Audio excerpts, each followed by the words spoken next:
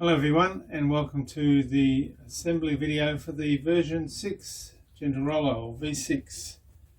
Each time we do a production run we give it a new number because there's minor changes that have happened from the prior version. In this case, the major change from the prior version, which you will see in a few moments, is a change to the motor assembly. We've trimmed it down by about 4 centimeters in order to save packaging and save weight. And there's also weight saving on the roller assembly. Now this is exactly as I have received the packaging shipped to me from overseas.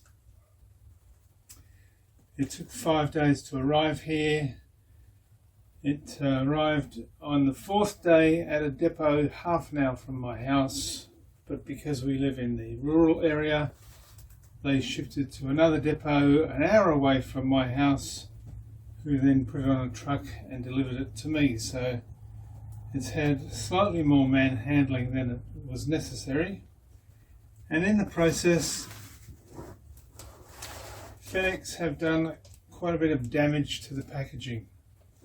Now, I'm not worried about that because we'll find out whether the packaging holds up to the rigours of long distance transport. And I've received many Gentle-Rollers over the years, and this is the worst condition I've ever received any packaging. So yeah, we'll see how the packaging stands up. You can see here, quite badly torn. There's another gash here on this box. There's another gash under the bottom, and as we'll see on the roller assembly, there's a few gashes on that box as well. Now what I've got here is a Gentle-Roller with filling drum. The filling drum is this box and this box. This one, as it says on the side, contains the filling drum panels, and this one contains the filling drum components. If you didn't order a filling drum, you'll only receive 2 boxes: the roller assembly and the control assembly, or the roller housing and the control assembly. But if you ordered a Gentle-Roller with filling drum, you'll have 4 boxes. The only thing you'll need initially to do the assembly is a Stanley knife, as we call it here, or a box cutter as it's called elsewhere, and it's probably got other names as well. I'm going to begin by putting the roller assembly together. So I'll just put the filling drum aside, and put the motor aside, and I'll get on with the roller assembly. My Parkinson's is playing up quite badly at the moment, so excuse my jitters and jerky movements. I'll fast forward some of the more tedious parts. So let's get on with it. I'll begin by putting this aside. Now I mentioned that the roller assembly box was a bit damaged, and we can see under the bottom here there's some forklift damage here. There's a dent in here.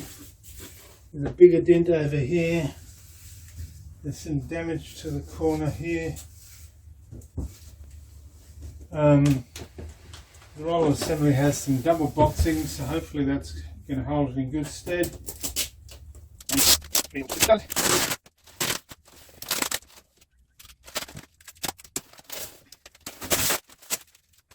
You'll find you'll need to slice through the tape in some areas. Wherever you have to slice the tape, try not to dig it too deeply because we don't want to damage what's below. So just insert the knife edge a couple millimeters just to get through that tape.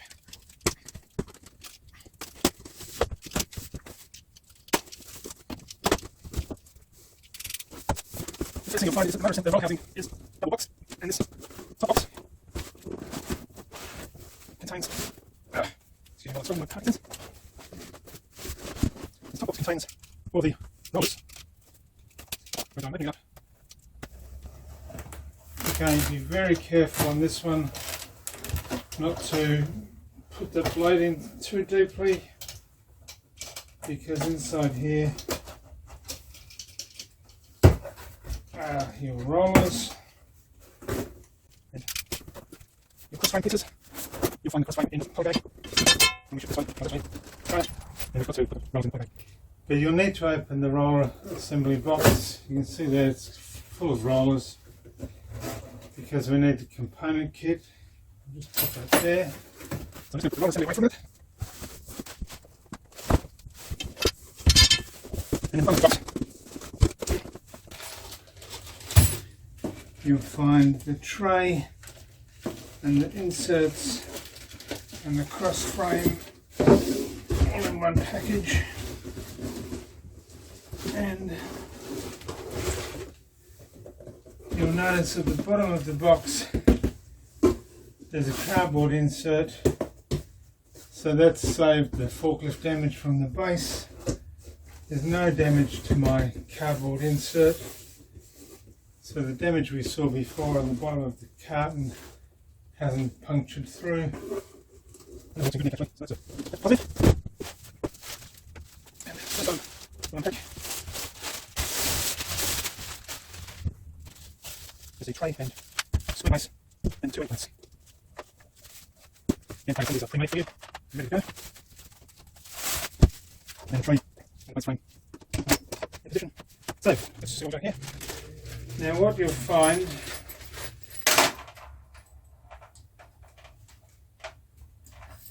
is an Allen key, a hex drive for your motor drive. I'm going to put that with the motor. And please keep track where you put your parts. On a number of occasions we've had people contact us saying, You'll find there are 12 screws, and there are 3 different types of screws. There's a 30mm flat-faced countersunk screw, a 30mm one of those.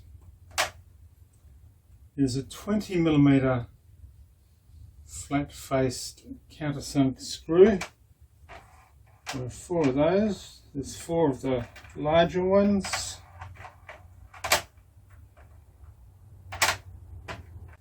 Finally, there are 4 25mm dome head screws. They all have a different function, so we'll keep them in their little piles. And we can take either panel. I like to take the panel with bearing first and put that on the left because that's where the motor will sit. The longer screws are for the base. Let's get that started. Take another one.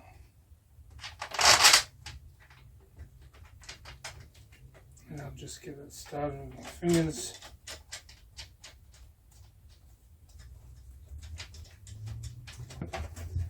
I'm just going to tighten up these.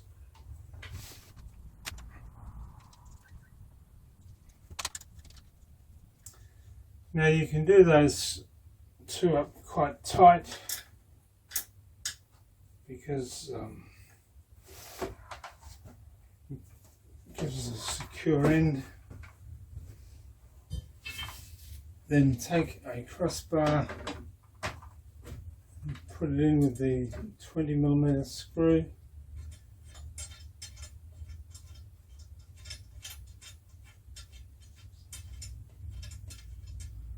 Now on this occasion I'm not going to put that in too tight. I just want to hold it in place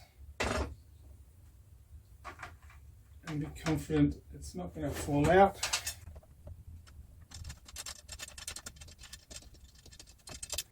And the reason I'm not going to tighten it is because I need to find my way into this end panel.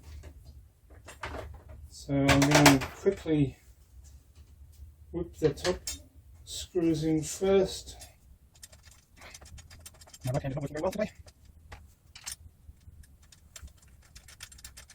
Just get those in. just far enough that they're not going to fall out, and then I'll get my base screws in and put them in firm.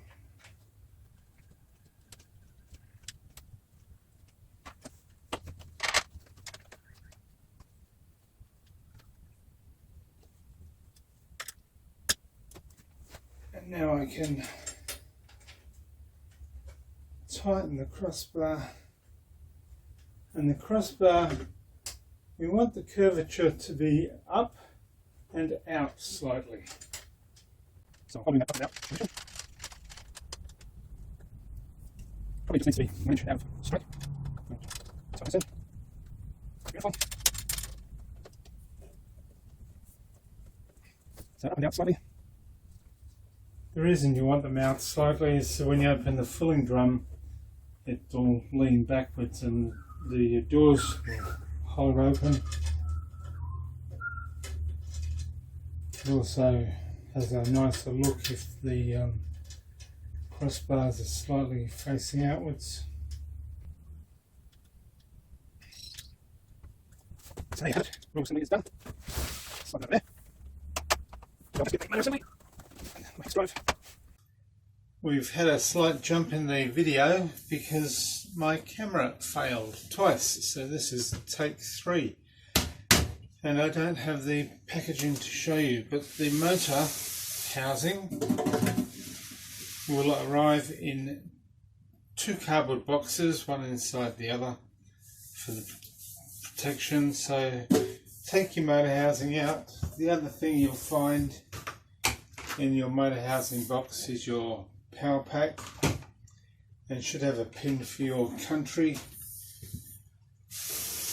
And we want to assemble the motor housing or the control housing to the roller assembly. Now, I don't know if you can pick it up fully on the camera, but my table is a bit wonky. It's not flat, and the bubble doesn't particularly help in this case. But if your surface is not flat, you will have a difficult time getting the motor assembly connected. So I've got a piece of scrappy old chipboard out of my shed, and I'm going to try and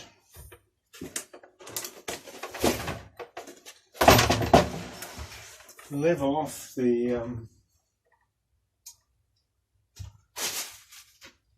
just use that to raise this end. I'm going to try and level off the base of the roller assembly in the motor. I've twisted my drive shaft by putting the hex key on, and it's very stiff, but I've twisted my drive shaft so that it's horizontal and vertical. You'll see it's a square, and I want to locate the drive shaft, and you can use the Allen key. It's pretty handy for this. If you can get that Allen key under the forward sides of the drive shaft, then it's pretty well centered. And if I line up the hole in the hex,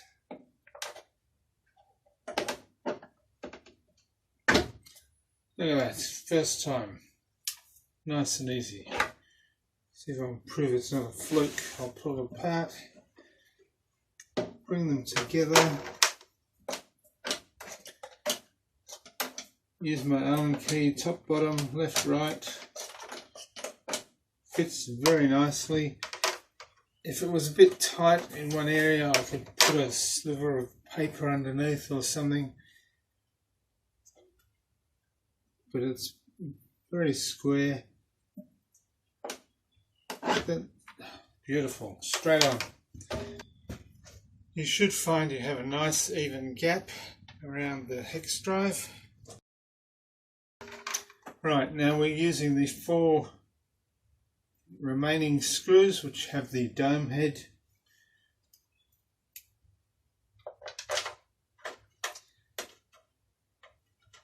Beautiful, located perfectly. I'd suggest you go diagonally opposite, whichever the first one is you choose to connect, go diagonally opposite for the next one.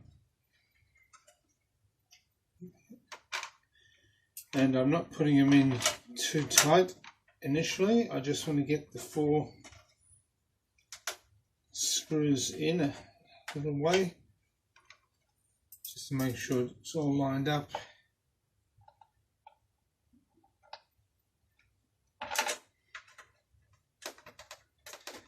And now they're all in, and I can tighten them all up. I'm going to do it bit by bit, work my way around, not over tighten any one screw, but bring them all to tightness gradually. That way nothing gets out of place. Now, one thing to do as you're going along, before you tighten it too much, just make sure the hex drive is still able to come out. You may not want to pull it out all the way, you may just want to move it to make sure it's loose.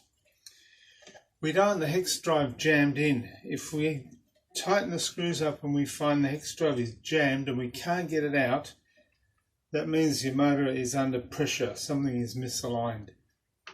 So it should be nice and aligned, and the aluminium hex will come out.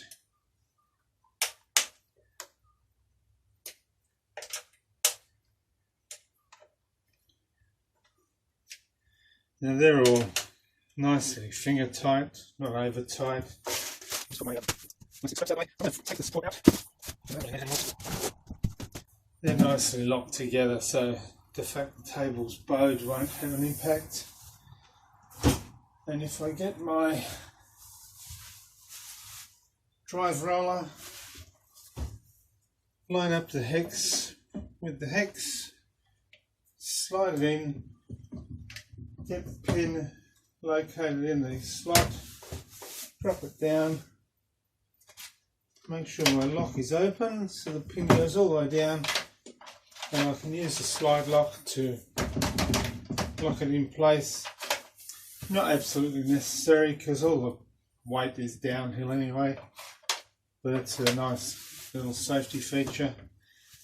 And to get the drive roller out, you'll find as the motor's running, it'll tend to push to the right hand side because it's trying to escape the torque of the motor. So when you come to take your drive roller off, the way we do that is move it to the left to give yourself, to put it back in as close as possible.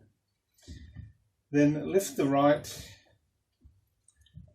and withdraw the left hand at the same time. So I'll just do that again. It'll naturally move to the right as you're looking at it. So it's left, lift and out. And you should find that works quite easily and smoothly. And if I take my idle rollers,